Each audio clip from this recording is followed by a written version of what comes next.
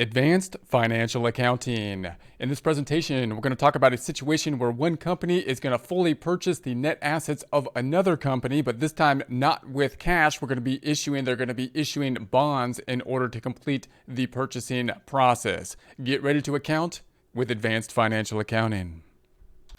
The scenario in this example problem will be that we're going to have P is going to be purchasing S's net assets. So P is going to be the purchaser. S is going to be the company that is going to be purchased. The net assets, and liabilities being purchased by P. So P used debentures, we're going to say bonds, issuance of bonds, to purchase 100% of S's net assets. So whenever you see a problem like this, the first thing you want to think about is say, okay, yeah, are there two separate companies involved, or is this one company that's kind of like restructuring? In this case, obviously, there's two companies involved. P is now purchasing the net assets of S. And whenever that is happening, that's what would trigger my mind typically to say, hey, the reporting requirements probably want this then to be a fair market value type of transaction. There's a negotiation process taking place. That's a great opportunity if it's an arm's length transaction to value these items and have a fair market, more of a sales type of transaction taking place, at which time you might be able to determine if there's going to be like any goodwill or whatever goodwill asset, intangible asset that's involved in this process. So the debentures we're going to say is a par value that's being issued at the 643 and the fair value of the 626.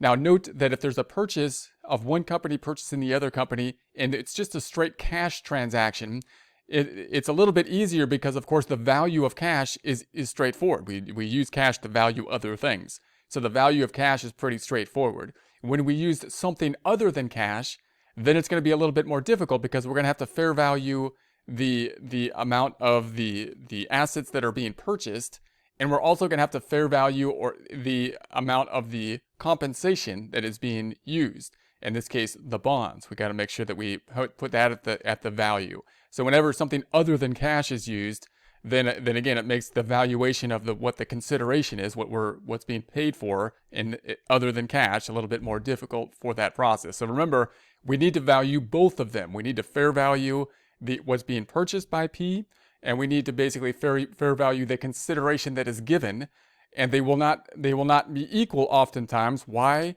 Because when we fair value the assets over here, we may have something that's not included. Even though we fair valued everything, assets and liabilities, we may have an intangible such as goodwill that's not on the balance sheet. It's not on the balance sheet until there's a fair value transaction or an arm's length transaction for us to identify the goodwill. And that'll typically be the case. So these problems will be much the same here, except that now we're just kind of switching up the form of payment that P is paying for. So we're going to have then S's company, this is S, balance sheet on both a historical basis and then a fair value basis. So what we would have to do in practice is take each line item, convert it from a historical basis to a fair value basis, and then record that. If we're talking about P's on P's books, we're going to record it at the fair value. So once we have calculated the fair value, which is kind of the difficult part, then constructing the journal entry is fairly straightforward. So we're going to say, all right, we've done the difficult part. We've got it at fair value now,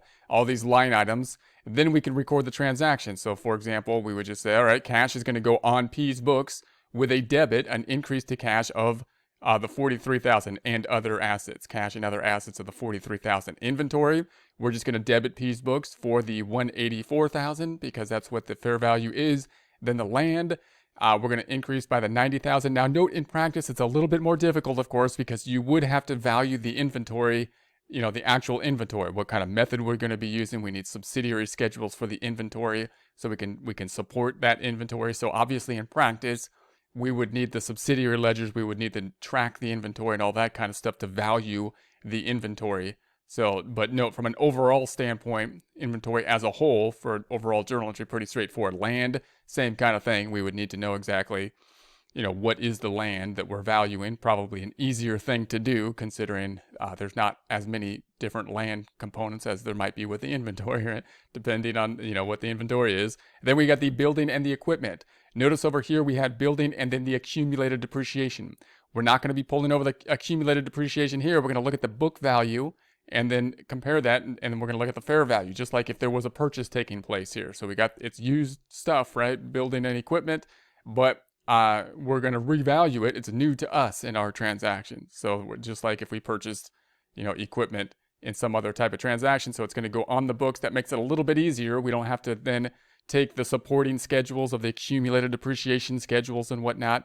But we do need to break out, of course, supporting schedules for what the equipment is and what the buildings are, so that we can then depreciate them from this point forward at that cost forward. Then we'll take on the accounts payable in this case of the 46,000. So there's the 46,000. So that's basically what we got. That's what we got. So let's add that up with the calculator here. I'm going to say, okay, what did we get? We got 43,000 plus the 184,000 plus the 90,000 plus the 300,000 minus the 46,000.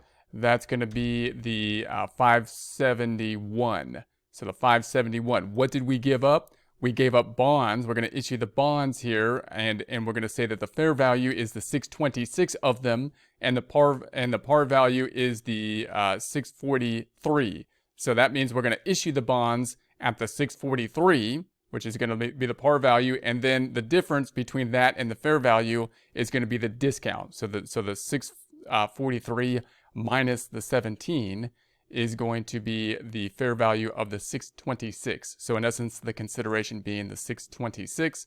So then if I was to say that 571,000, that's what we got, assets minus liabilities, minus the value of what we gave up, which is the fair value, the 626. So minus 626,000, that's going to be the 55. That's what we need to be in balance here, which is going to be the goodwill. So that's going to be the goodwill. So we gave up assets that, we got assets minus liabilities, and we gave up something of a greater value, the fair value here, greater by 55,000. So you can think of it, if this was cash down here, we paid more cash than the net assets, even after we fair valued the net assets. How could that be? Didn't I make an error to fair value the net assets if I paid something more that had a value greater than the now fair value of the net assets that we received? Not necessarily, because there's something on the books we're saying that's not included. It's not that we didn't value these things wrong. There's a line item that's missing. What is that line item? We're going to call it goodwill. So the brand names, the future buying power, that's going to be it. So what if we then record this?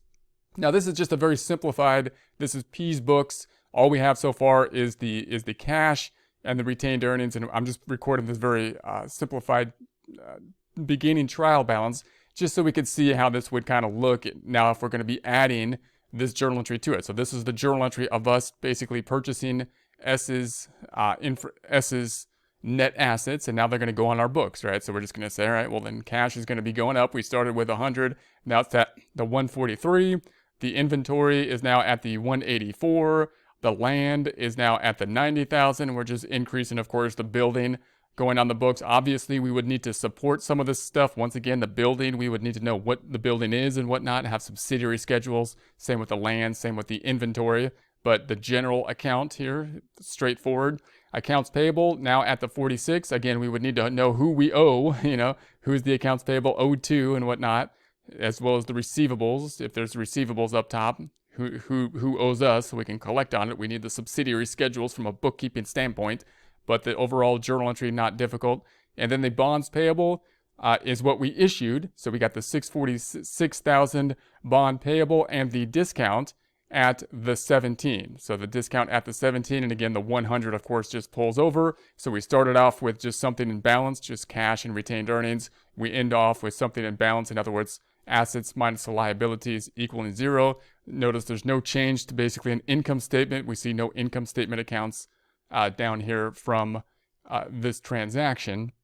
The difference between what we got and what we gave up, we're putting on the books as an asset of goodwill. It's not something, we're not putting it, we're not putting it on the books as like a loss or something here, the debit being, we're putting it on the books as an asset, which we could then, you might ask, well, if it's like an asset, it's kind of like building, it's kind of like land that you're putting on the books, aren't we? Are we going to expend it later?